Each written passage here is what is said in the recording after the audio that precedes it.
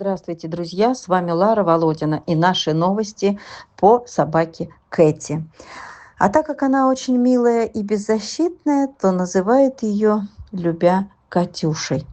Вот такие последствия после стерилизации в отловах.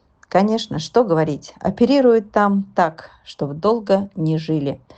Пару месяцев поживут и истекут кровью, погибнут. Это раньше еще, когда их выпускали на волю. Сейчас-то их уже не возвращают назад.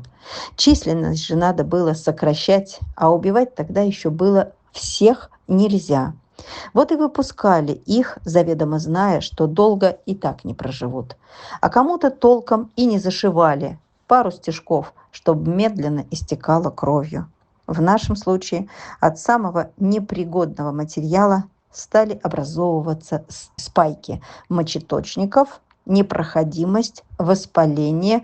К тому же часть органов удалена неправильно, оставлены части тела от матки или что-то там еще. И как итог, позвонили мне во время операции, которая длилась 4 часа, поставили в известность о непредвиденном ходе операции, объяснили все в деталях, что еще ожидает в том или ином случае и на какой шаг надо идти. А идти надо на удаление почки.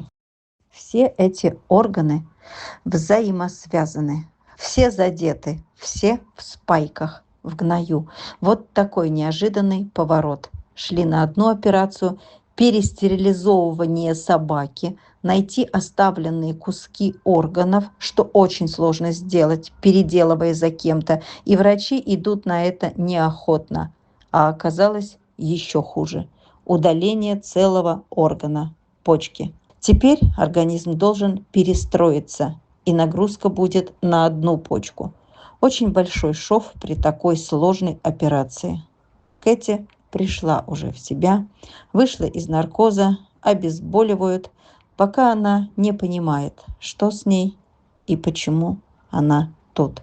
Но уже выводили на улицу, чтобы посмотреть, как происходит мочеиспускание и есть ли оно. И хотя бы несколько дней нам надо находиться в стационаре под контролем врачей, пока делают капельницы, приводят в норму важный показатель деятельности почек креатинин, пока он завышен, но и обработка огромного шва на всю длину живота. Друзья, нам очень нужна ваша помощь. Без вас я не справлюсь. Пожалуйста, помогите девчушке восстановиться. Да, конечно, теперь ей нельзя в вольер. Ей надо быть в тепле, в доме. Проблемы добавляются. Я вас очень прошу, помогите ей. Теперь, друзья, по тучке, что прилетела из Якутска с содранной спиной на всю длину тела. Лечение и обработки долгие и ежедневные. Девчушка замечательная, все терпит, благодарная за заботу о ней. Не видела она ранее заботы такой. Хозяин был, но жила на самовыгуле, а потом и вовсе стала не нужна покалеченной, попавшей в ППЖ. Когда вы помогаете, есть возможность их спасать, лечить, кормить. На их содержание всегда не хватает денег. Пожалуйста, помогайте им. Может, кому-то приглянется эта замечательная, элегантная, милая девчушка Тучка. Тогда пишите мне на WhatsApp. Друзья, помните по недавним роликам историю домашних кошек, которых при переезде из бараков бросили жильцы в -50? Спасали их не сразу всех, а поочередно. Не было места, куда посадить. Рыжий котик тогда погиб под упавшей батареей. И вот двое обмороженных братца. Уши отпали под корень, кровили. Кожа у ушей почерневшая, лечили бронхит. Хрипел, задыхался, кашлял. Нос тоже отморожен у одного, возможно, части носа не будет. Как тяжело дается спасение каждой кошке, каждой собаке. Рук и желающих спасать не хватает, а тем более сейчас в сложившейся ситуации, когда не только не до животных, а когда все восстали против них, когда принимаются жуткие законы об истреблении, когда все собаки, выпущенные по программе ОСВВ на улице, на которые на которых уже заработали чиновники денег. Теперь этих собак по новой программе, по новому закону начали отстреливать. Кто-то сразу у горячих стрелков, у официальных отловов уничтожают после отлова через 30 дней.